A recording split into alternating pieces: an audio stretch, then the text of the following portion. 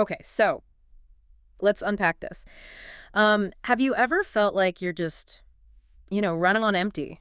Yeah. Even when you feel like you're doing all the right things, eating well, moving your body, getting decent sleep. Yeah, but that get up and go has just kind of disappeared. Exactly, got up and gone. Oh. Well, our deep dive today is really for anyone who's been told that feeling, that persistent fatigue is maybe like all in their head. Or just, part of modern life, something you just have to accept. Right.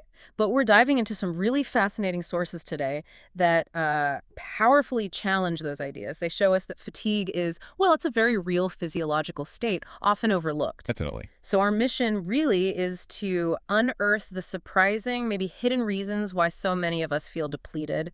And more importantly, uncover the actual steps, concrete things you can do to reclaim your energy. That natural vitality. Yeah. It's your birthright, really. Mhm. And what's so compelling here, I think, is that we're living in this age of plenty, right? More Mhm. energy-packed food than ever. So- Yet collectively, we feel so profoundly drained, deprived of energy. We live lives that are much less physically demanding than our ancestors. Oh, way less. But so many people feel just physically wiped out, mentally too. Mm-hmm. So this deep dive is going to explain that, why that paradox exists. And we're going to show you that your body has this amazing capacity for healing Right. if you just give it what it needs. And maybe more importantly, take away what's messing it up. Okay, so let's jump right in by challenging some of those common beliefs about exhaustion. Yeah, let's do it.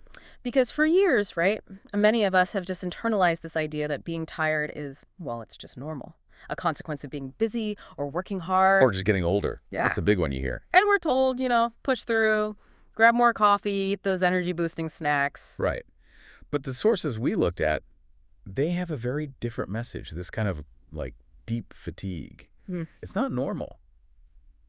And it's not inevitable either. That's a key point, not inevitable. No. If we connect this to the bigger picture, that fatigue you just can't shake. It isn't some unavoidable side effect of life.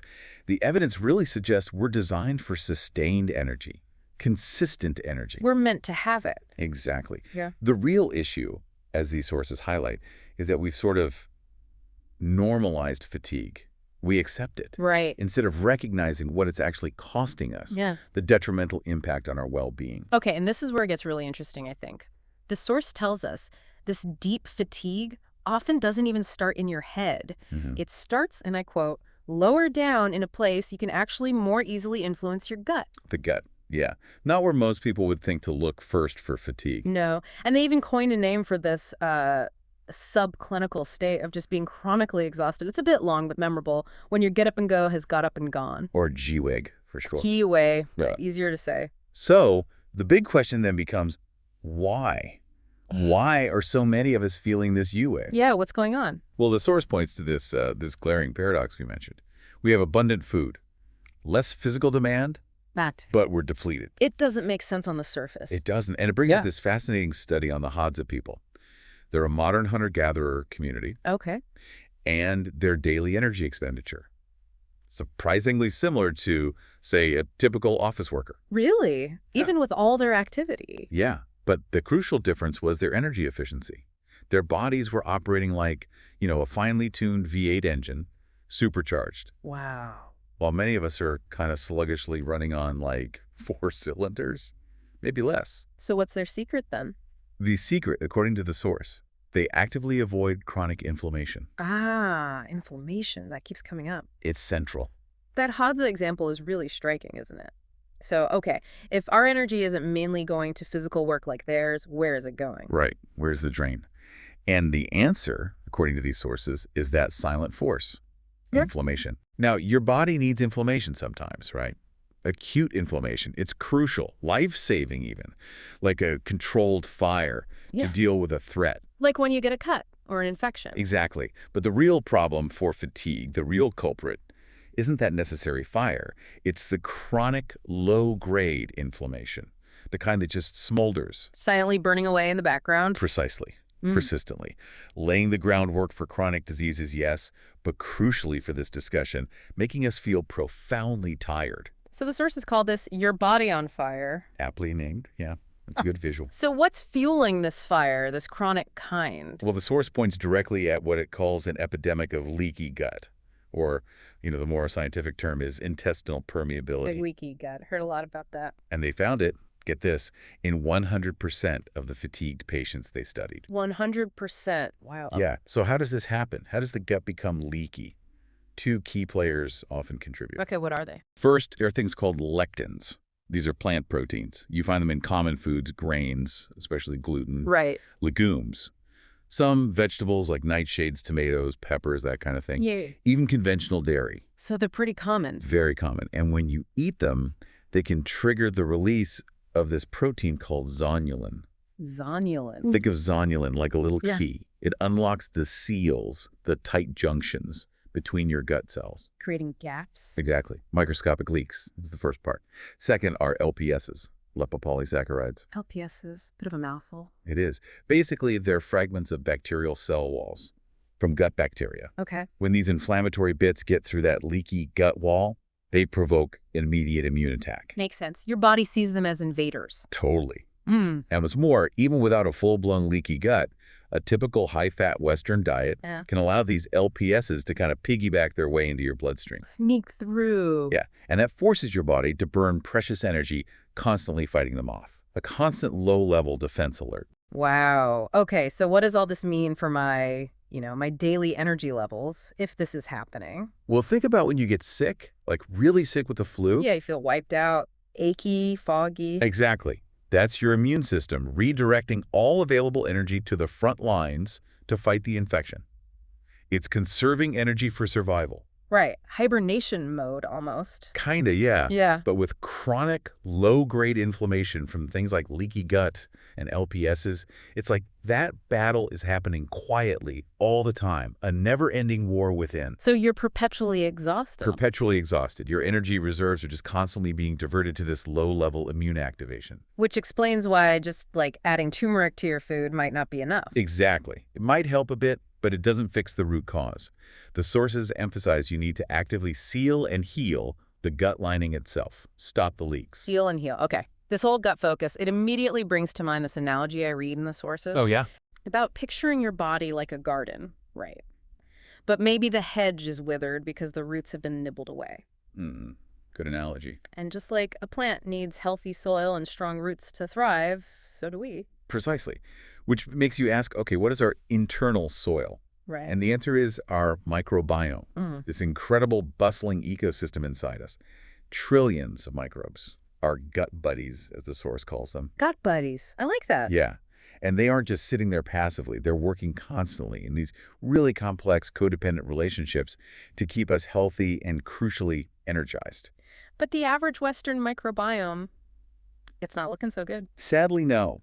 It's often described as barren and still as a desert compared to the vibrant, diverse microbiome of people like the Hadza. Wow, that's a stark contrast. So what do these gut buddies actually do? It sounds like a lot. Oh, it's incredible.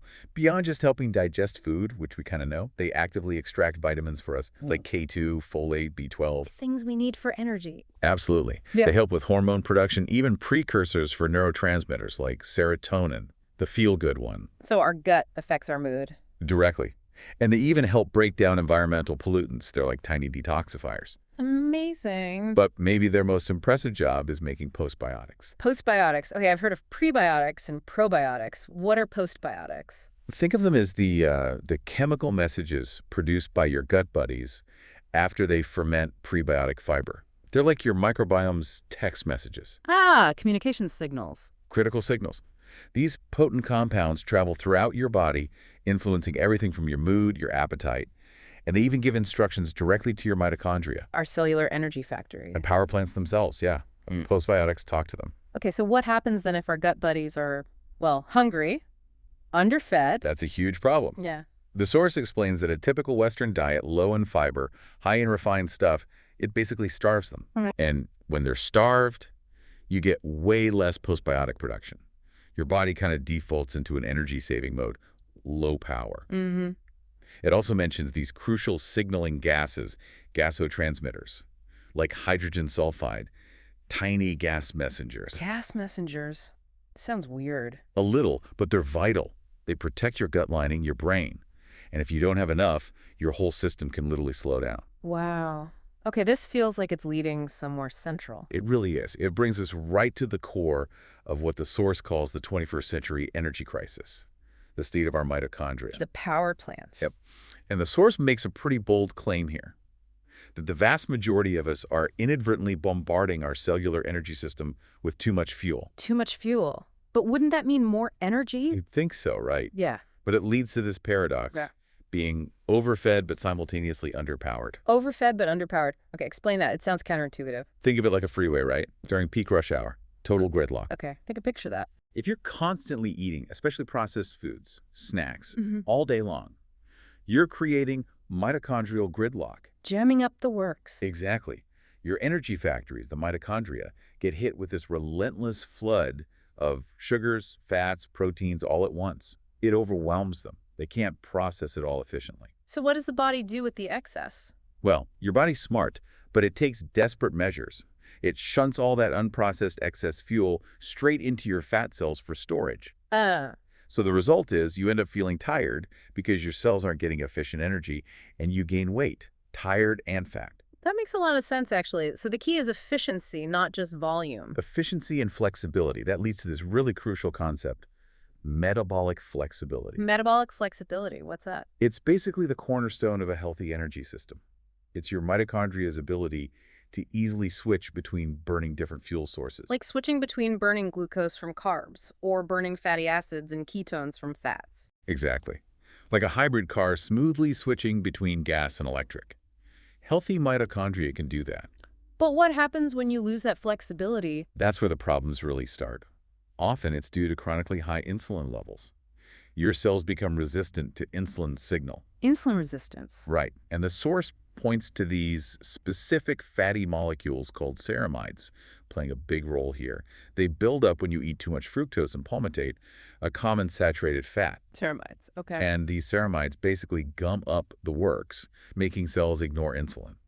So when that happens, your body literally can't access its stored fat for fuel, even when blood sugar drops, and it desperately needs energy. So the energy is there in fat stores, but you can't use it. Precisely. It's like that line, water everywhere, nor any drop to drink. You have ample stored fuel, but your metabolism is too inflexible, too gridlocked to tap into it. No wonder we feel tired, stuck in Burn. sugar burning mode, maybe. Often, yes. Unable to efficiently burn fat. And the source also quickly touches on adrenal fatigue. Oh yeah, you hear that term a lot too. You do. But it explains it's rarely your adrenal glands actually failing, like physically giving out. So what is it then?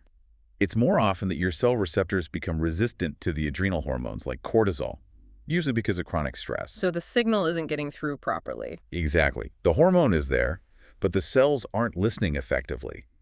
And this resistance, it fuels more inflammation, and guess what? More fatigue. It all seems connected. It's deeply interconnected. So to get those mitochondria working optimally, they need the right environment, the right raw materials. Like setting up the power plant correctly. Good analogy. Yeah. The source highlights three really crucial, maybe surprising elements. Okay, what are they? First, full-spectrum natural light, sunlight. Sunlight. For mitochondria. How? It sounds weird, but natural light actually excites the water within your cells, helps charge your internal liquid battery, as they put it, and specifically, red and near-infrared light wavelengths directly influence ATP production, energy currency. Wow. Okay, light matters. What's second? Melatonin. The sleep hormones. Yes, but it's way more than that. The source calls it the master mitochondrial protecting hormone. It's a powerful antioxidant right inside the mitochondria. Protecting the power plants. Exactly. And while your brain makes it for sleep, you can also find it in surprising foods. Pistachios, mushrooms, certain rices, olive oil, even a little in red wine. Interesting. Okay, number 3. Phospholipids. Those sound like fats. They are special kinds of fats that are essential for keeping the membranes of your mitochondria healthy and fluid, like keeping the walls of the power plant in good repair so everything works smoothly inside. And where do you find those? Shellfish are loaded with them, oysters, mussels, things like that. Okay, light, melatonin, phospholipids. Good to know. So, thinking bigger picture, what does all this, the gut issues, the inflammation, the mitochondrial gridlock, what does it mean for your brain? Ah, the brain. Yeah. Because things like brain fog, low mood, just Yeah. feeling like you've lost your spark, the sources say these are not just all in your head, right? Right. Not in that dismissive way. Absolutely not. They're described as very real, measurable symptoms of an inflamed, starving brain. An inflamed, starving brain. That sounds serious. It is, which leads us to ask, well, how connected are the gut and the brain really? Seems like they must be, based on everything we've said. Incredibly connected. The source talks about the microbiota gut-brain axis. It's like a superhighway, a two-way street. How does the communication work? There's direct wiring via the vagus nerve, big nerve connecting them, but also wireless signals, things like inflammatory cytokines released from the gut can travel to the brain. Wow. And critically, your gut microbes themselves, they are actually producing molecules that signal directly to your neurons. They influence mood, cognitive function, even how your brain develops. So the gut bugs are talking to our brain cells. They really are. And when your gut barrier gets leaky, your brain's protective barrier, the blood-brain barrier can become leaky too. Oh, no. Yeah, and that allows inflammatory stuff into the brain, leading to neuroinflammation. Basically, your brain's immune cells get overactive and start causing damage. Okay, this is a huge aha moment then. That brain fog you feel. It could literally be an early warning signal. That something's off deeper down in your gut, your microbiome, your mitochondria. Yes. And the source also mentioned chronic stress here too, right? How does that fit in? Stress is a double whammy. It directly damages the cells lining your gut wall, making it leakier. Okay. And it also causes this overenthusiastic microglial activation in the brain. Those are the brain's immune cells. They get chronically switched on by stress and can end up damaging healthy neurons. So stress hits both the gut and the brain, fueling this whole cycle. It really does. But here's the hopeful part. Your gut buddies, when they're healthy and well-fed, they produce powerful neuroprotectors. Like what? Things like butyrate, that short-chain fatty acid, and those beneficial postbiotic gases we mentioned, hydrogen, hydrogen sulfide, these can actually cross the blood-brain barrier. And do what in the brain? They actively nourish neurons and help calm down that neuroinflammation. Yeah. Tame the fire in the brain. So healing your gut really is fundamental for mental clarity and well-being. Absolutely crucial first step, according to these sources. Okay. And what about sleep? We touched on melatonin, but how does sleep itself fit in? Sleep is critical. The source describes deep sleep as your brain's essential wash cycle. Like putting the brain through the dishwasher? Kind of. It's when your brain clears out metabolic waste, inflammatory compounds, junk that builds up during the day. But digestion requires a lot of blood flow, right? So if you eat too close to bedtime, blood gets diverted away from the brain to the gut. Interfering with the cleanup crew. Exactly. It compromises that crucial brainwash cycle, so you wake up feeling less refreshed, maybe foggy. And does the microbiome affect sleep quality too? Yes. A diverse, healthy gut microbiome is actually linked to achieving deeper, more restorative stages of sleep. It all ties together. Wow. Okay, so after exploring all these connections, the gut, inflammation, mitochondria, brain, sleep, it can feel a bit overwhelming. But the point is, what can you actually do? Right. The actionable steps. And this isn't about some quick fix, a magic pill. It's a sustainable plan. For lasting energy. Lasting vitality, yeah. It's fundamentally about, nurturing your body, giving it what it needs, Right. and consciously taking away the things that disrupt it. Okay. And the program outlined in the sources focuses on exactly that. Healing the gut, feeding those gut buddies, optimizing mitochondria. And it does this through two main pillars. Two pillars. What are they? They call it M2 and C2. M2 is for your microbiome and mitochondria that's addressed through your eating plan. Okay, what you eat. And C2 is for chronoconsumption. That's all about when you eat. Strategic meal timing. M2 and C2. Microbiome, mitochondria, chronoconsumption. Got it. Yeah. So let's unpack the eating program first, the M2 part. Right. It strongly emphasizes whole foods. As close to their natural state if possible, minimally processed. Makes sense. So what are the do's? What should you focus on eating? Think about feeding your internal garden, those gut buddies. So lots of foods rich in prebiotic fiber. Like what specifically? Things like Jerusalem artichokes, chicory root, onions, garlic, asparagus, leeks. Also basil seeds, flax seeds. These feed the good bacteria. Okay. Food for the buddies. Exactly. And also foods that help them produce postbiotics. Cruciferous vegetables are great here. Broccoli, cauliflower, cabbage, kale. Other sulfur-rich veggies too, like onions and garlic again. Fueling the message production. Yes. And then Don't forget those mitochondrial must-haves we talked about. Melatonin-rich foods. Pistachios, mushrooms, olive oil. Right. And phospholipids for the membranes. Shellfish. Primarily shellfish, yeah. So that's the do list. Feed the gut, power the mitochondria. Okay, now for the don'ts. What should you try to avoid or minimize? Removing the weeds, so to speak. Good way to put it. First, you want to leave the lectins, as the source says. So that means limiting. Most grains, especially gluten. Most legumes, like beans and lentils, unless properly prepared like pressure cooking. Some nightshade vegetables for sensitive people. And conventional dairy. Because they can trigger that zonulin and leaky gut. Exactly. They can be gut disruptors for many people.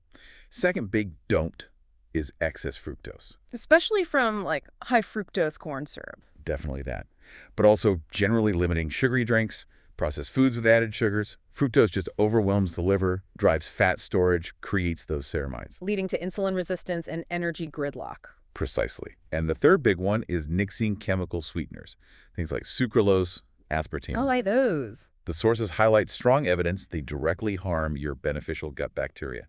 They disrupt that crucial microbiome balance. Okay, so avoid lectins, excess fructose, and artificial sweeteners. Got it. Yeah.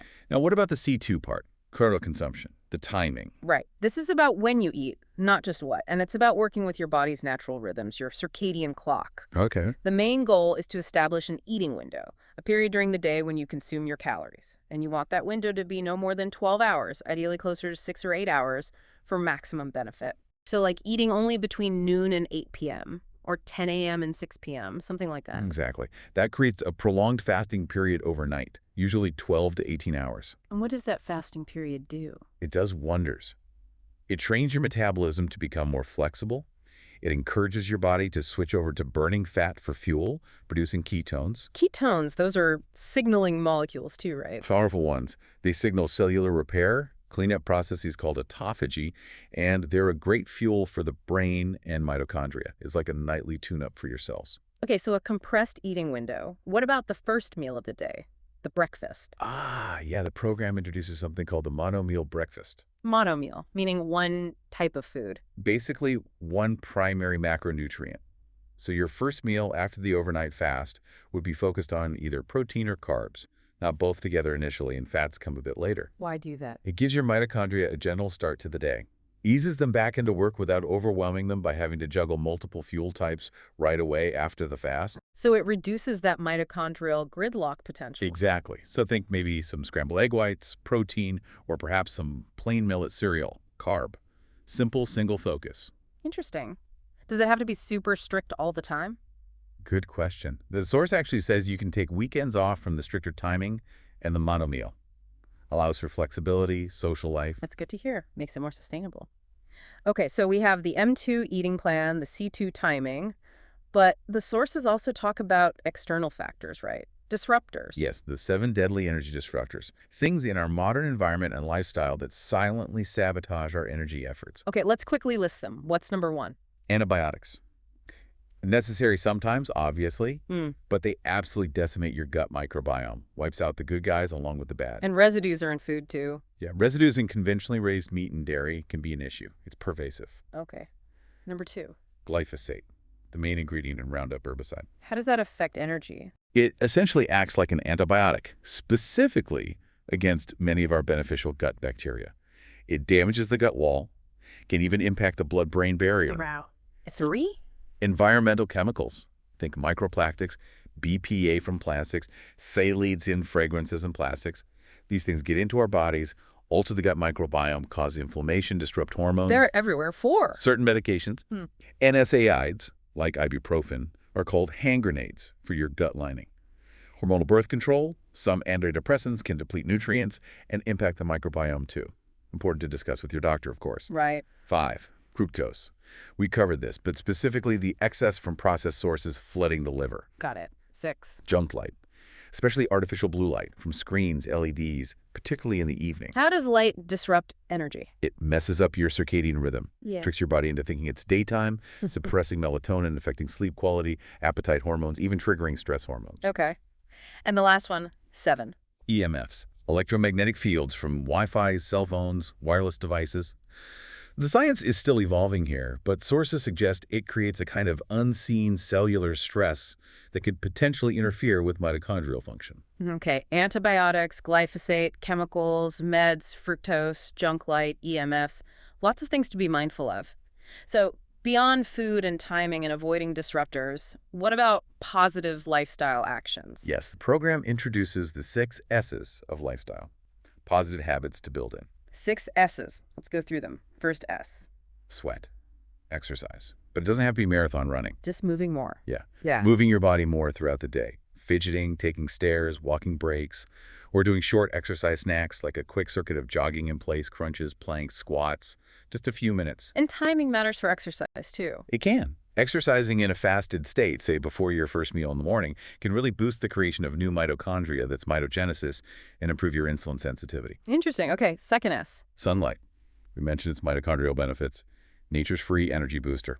How much? Aim for maybe an hour a day cumulative exposure on your skin and eyes, without burning, obviously. Brilliant. Boosts vitamin D, helps your microbiome, directly aids ATP production. And you can eat your sunscreen. Yeah, that's a cool concept. Foods rich in antioxidants, like lycopene from tomatoes, omega-3s, sulforaphane from broccoli sprouts, vitamin C, they can offer some internal protection against sun damage. Doesn't replace sensible sun protection, though. Right. Third S. Shutdown mode. This is about managing light in the evening, actively reducing exposure to that blue junk light. How? Use apps on your devices to shift the screen color to warmer tones. Wear amber or red-tinted glasses in the hours before bed. This allows your body to produce melatonin naturally and signals that it's time to wind down, not time for activity or food. Smart. Fourth S. Sleep, non-negotiable. Aim for a consistent 7-8 hours. And the timing of the last meal is key here, too. Crucial. Finish eating at least 3 hours before bed. Give that brainwash cycle the best chance to work effectively without competing with digestion. Okay. Fifth. Sensory challenges, also known as hormesis.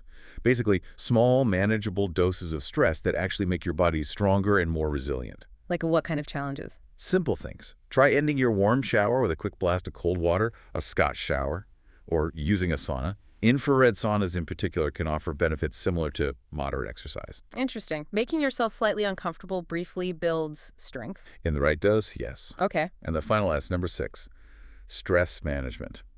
Because chronic stress, as we saw, just wrecks your gut, your brain, your energy. So finding ways to actively manage it. Absolutely. Simple breathing exercises can be powerful, like inhaling for a count of 3, exhaling slowly for 6, practicing gratitude, mindfulness or meditation, and prioritizing real-life social connection, not just online interaction. Sweat, sunlight, shutdown, sleep, sensory challenges, stress management, the 6 S's.